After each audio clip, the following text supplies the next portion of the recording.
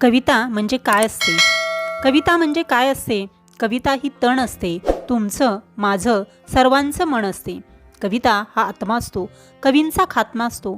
कविता हा आत्मा असतो, कवींचा खात्मा असतो. कविता हसणारी असते, कविता रडणारीही असते.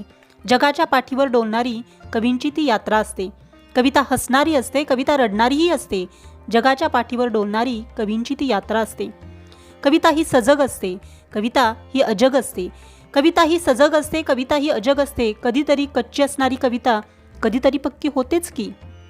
कविता ही गंध आहे, कविता ही गंध आहे, कवींचा छंद आहे. कविता ही आस आहे, सर्वांचाच ध्यास आहे. कविता ही स्त्री आहे, कविता ही स्त्री आहे. कविता ही पुरुष आहे. कविता ही जेंडर नसते, असतेच की. तसं ती सर्वांचं कॅलेंडरच दिसते. कविता हा योग आहे, कविता हा योग आहे. कविता ही भोग आहे, कविता ही गाण आहे, सृष्टीचे ध्यान आहे.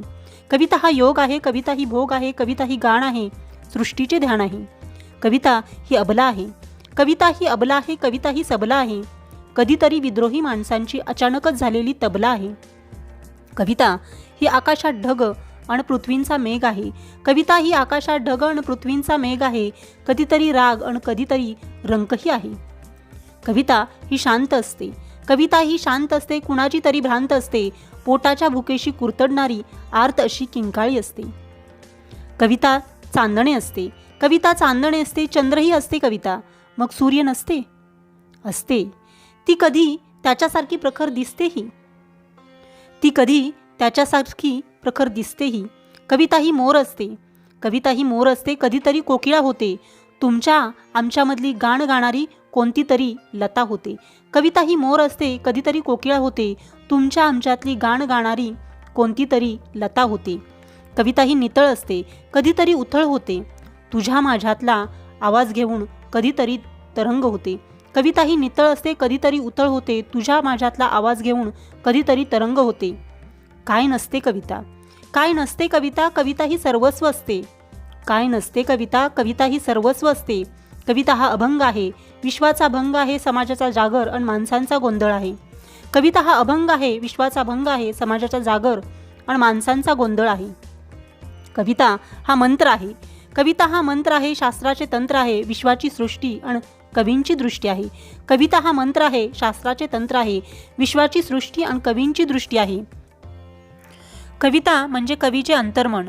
त्यामुळे लिहिणारा माणूस म्हटलं की तो थोडा वेडाच. त्याच्याशी बोलताना माणसं काकू करणारी असतात. का तर म्हणे असं आपलं मनातलं कुणी बाहेर सांगतं का आणि आपल्या आयुष्याचा बाजार मांडतं का. कविता म्हटलं की ती कोणत्याही माणसाच्या आतील डोकावणारं मन असतं. म्हणून कवींनी कोणताही विचार मांडला आणि तो कविता रूपाने बाहेर प्रकट केल्यानंतर ती कविता वाचणारा माणूस लिहिणाऱ्याकडे पाहतो किंवा त्याच्याविषयी तर्कवितर्क करून विचारू लागतो, तुझं आयुष्य असं आहे का?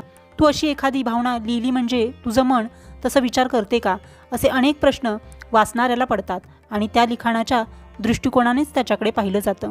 म्हणूनच बरीच अंतर्मनही प्रकट होतच नाहीत, कारण ती प्रकट झाली तर अनेक सामाजिक, राजकीय, कौटुंबिक प्रश्नच उद्भवतील आणि जगणं असह्य होऊन जाईल.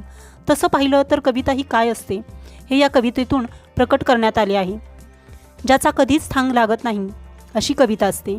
कविता ही अभेद्य, अभंग, न संपणारी, अथांग अशी असते, जिला कोणत्याच दृष्टिकोनातून पाहता येत नाही.